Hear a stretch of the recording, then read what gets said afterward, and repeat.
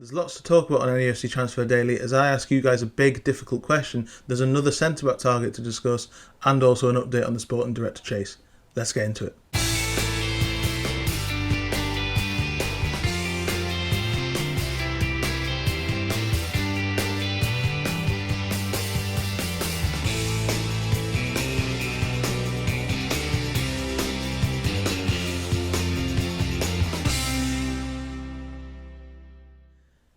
Hello and welcome back to my YouTube channel. If you haven't already, please do subscribe, like, share. As you're seeing with all the views and all the comments, it's really helping the channel grow. I'm really pleased with how it's going.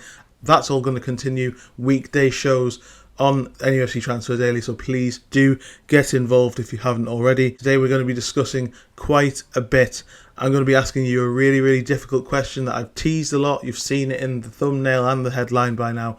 Anthony Gordon. Should Newcastle United bite the bullet and sell him as the big asset? I'll discuss that in a minute. We're also going to be talking about Leonardo Balerdi from Marseille, who's been linked by the Mail in the last couple of days, and also Jason Ato. He's looking like a very serious candidate for the sporting director role. So yeah, we're going to start with Anthony Gordon, and I just want to caveat this by saying I'm not trying to sell Anthony Gordon here. I think he's brilliant. I think he absolutely has a place at Newcastle United.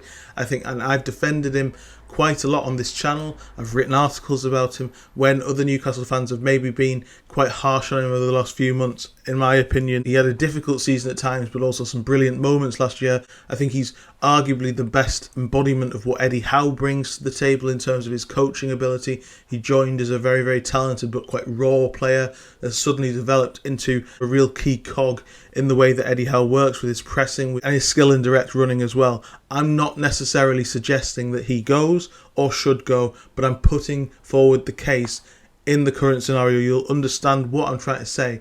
And yeah, I just want to know in the comment section whether you agree or disagree. We did discuss this a couple of weeks ago because Liverpool have been sniffing around him. Arsenal have been linked as well in the last couple of days. The name on their wingers list, obviously, they've also got Noni Madueke, Rodrigo and Eberechi Eze on that list as well. So we don't know how that's going to play out in terms of Arsenal. But if Anthony Gordon were to leave for, say, £70 million, and I know there are people in the comment section who said that they would sell him for that money a couple of weeks ago, what would that look like in terms of a PSR situation? I'm not going to get into the debate and the rants about PSR today. I understand all of it. As I've said before, it's not necessarily fair and it's very stacked towards the top clubs. We talked about this in an episode of True Faith yesterday about the academies. Chelsea have a brilliant academy, Man City have a brilliant academy. They can sell players who are never going to get anywhere near their first team for 20-25 million. Newcastle can't do that. Manchester United, although they've had a difficult season, have got revenue streams beyond Newcastle's comprehension even now. And just to put that into context, Newcastle's revenue over the last 3-4 years has gone from 140 million to 320 million. So that work has been brilliant. Newcastle have done really well to get into the Champions League twice, to buy some really good players, to improve off the pitch in that way as well. There's so much good work that's gone into Newcastle, and yet they're so far behind the other big six clubs, if you like. And I know it's not a big six in terms of the league table, but if you look at the revenue streams of even Spurs, they're still ahead of Newcastle, and they are the best run club financially because of their stadium. That's obviously a big debate that Newcastle have got to consider. There's so much in terms of revenue, in terms of academy and everything that those other clubs have that Newcastle don't, and Newcastle have to box clever to be able to compete at the top. Current situation is that Newcastle do not need to sell anybody for PSR this summer. They can spend 120 to 150 million without a sale and it'd be absolutely fine. No problems at all. Going into the Champions League, obviously with that increased revenue, with the fact that they haven't bought anyone for the last couple of years and sold a couple of players last season as well. But the problem is that if they do spend that money and then don't get into the Champions League next season, then perhaps they're then under a little bit of pressure to sell again down the line because they have to keep pushing when they're strong. And this is where the Gordon argument comes in.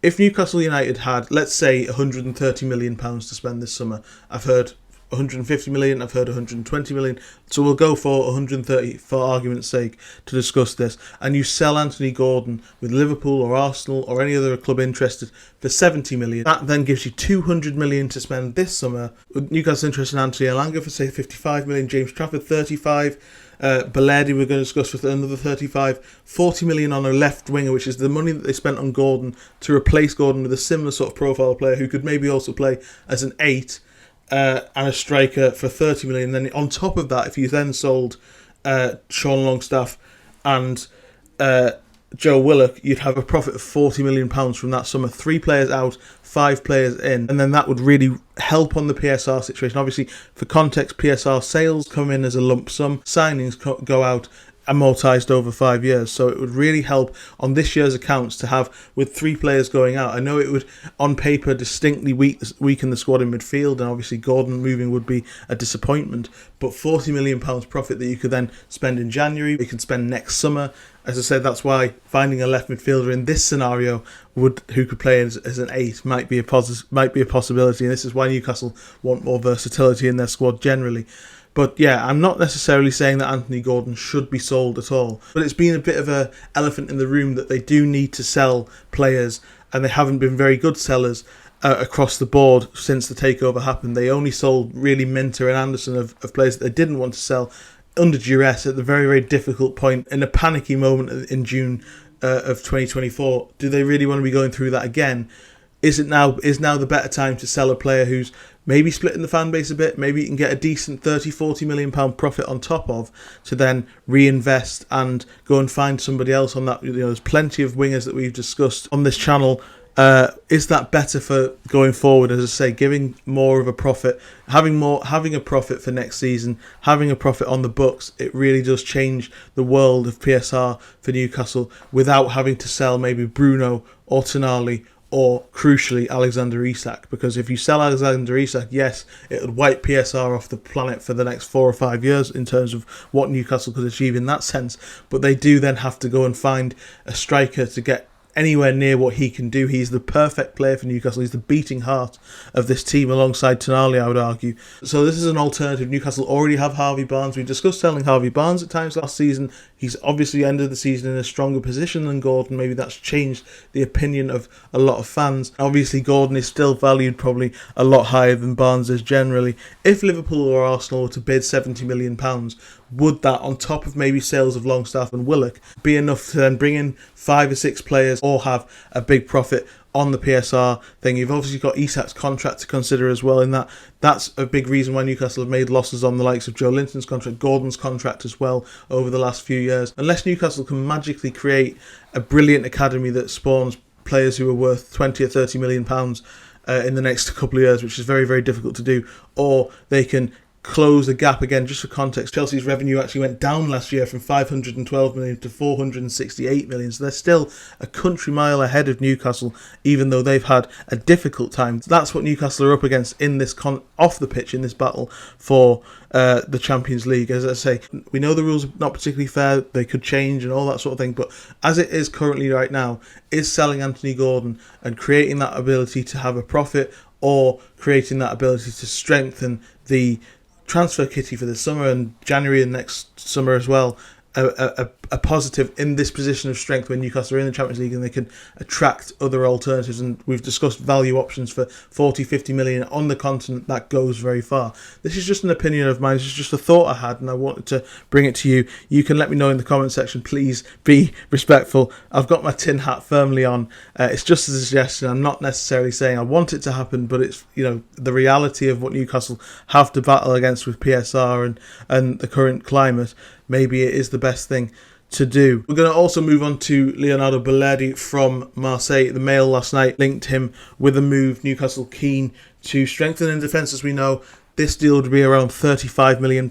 He's 26, he's Argentine, he's played a couple of years for Marseille, and there's been mixed responses from a couple of Marseille fans. I don't know if a couple of years ago you saw the story of a Marseille fan going on hunger strike to see him leave the club, which isn't a great sign. But also a few Marseille fans I've seen speaking last night were saying he's the best player that they've got, and it's a real coup if Newcastle can go and get him. We're going to look at actually 2 lots of stats for Balerdi. Pass attempted 99th percentile, successful take-ons 98th percentile, pass completed 98th percentile, tackles 89th percentile, and interceptions 86th percentile. If you remember what I said about William Saliba and a couple of other players, how defensively Newcastle have majority of possession, and when you tend to have majority of possession, you don't have particularly high scores on tackles and interceptions. Balerdi is a bit of a unicorn in that sense because De Zerbi's Marseille had 60% possession last season, and he had those high levels of interceptions. And what's really interesting is if you look here, the tackles, as I said, 89th percentile, tackles won 96th percentile, which is really impressive. But look at the positions of the tackles. 92nd percentile in the attacking third of tackles won. Dribbles tackled 82nd percentile. Dribbles challenged 92nd percentile. Interceptions as 84 percentile as well. Tackles plus interception 94 percentile. He's getting very much high up the pitch. He wants to get onto the opposition. He wants to attack the opposition and go forward with his aggressive style of defending. He's very good on the ball. He reminds me very much of Fabian Schär in this case. He would be a replacement or an upgrade for him in that sort of sense of player. And maybe he doesn't have the recovery pace that, as I said, I want as my main factor for a defender. But we'll see how that plays out. But in terms of the ability to get forward and create a high line for Newcastle, especially if James Trafford comes in and they play with the ball out from the back and they've got a high line, that would really, really suit them as well. Could Balerdi be a good option at 35 million? Let me know in the comment section below. He's a player we haven't discussed before. He's a new name on the block. He's 26, so ideal age in terms of coming into his peak for a defender. That's absolutely brilliant, I think, even though Newcastle have been known to be targeting 21 to 23-year-olds. Do you think Balerdi would be a good signing, especially at 35 million? I think that, looking at the stats, he certainly does impress for the type of defender he is. And would he be the ideal upgrade or replacement for Fabian Schär? Finally, we're going to discuss Jason Eto'o. In the Telegraph yesterday, Mike McGrath wrote a story that he is becoming a very, very big candidate for the sporting director role at Newcastle. Context, he's worked at Arsenal for the last 11 years in various roles. He was assistant to Edu and then stepped into Edu's shoes when he left the sporting director role and was considered for the role at Arsenal before Andrea Berta came in earlier this year. So he's leaving Arsenal now. Is this a good opportunity for Newcastle to strike? He's obviously played a key role in negotiations over a decent amount of good transfers for Arsenal in the last few years. I'm not going to pretend to be a massive expert on Jason Eto'o, and also, as I've said before, I'm not really keen on involved in these transfer gurus, on these big name sporting directors that seems to be the in vogue at the moment, because that's not worked twice for Newcastle with Paul Mitchell and Dan Ashworth. You need somebody who can come in, work alongside Eddie Howe well, work for Eddie Howe in effect, like in the way that, you know, Monchi works for Unai Emery, and they work together in that way. That needs to be the dynamic that Eddie Howe has at Newcastle with whoever comes in. But let me know in the comment section what you think on the rumours about Jason Eto'o. What would you like to see from a sporting director? And let's see how this plays out. But yeah, first of all, mainly, what do you think about my suggestion or my tentative thoughts on the reality and the possibilities of selling Anthony Gordon? Sale of any asset is dangerous, but at this point when Newcastle are in a strong position that can attract other players, that money could really go quite far in terms of this transfer window, or crucially, adding more profits or reducing losses on future accounts for PSR reasons.